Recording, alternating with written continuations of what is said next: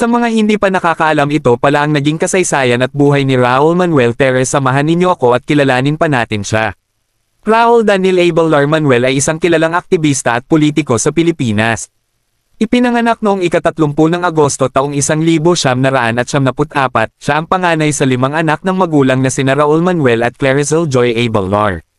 Lumaki siya sa Arevalo, Iloilo City, kung saan ang kanyang ina ay nagbenta ng mga produktong pampaganda at ang kanyang ama naman ay isang overseas Filipino worker, OFW.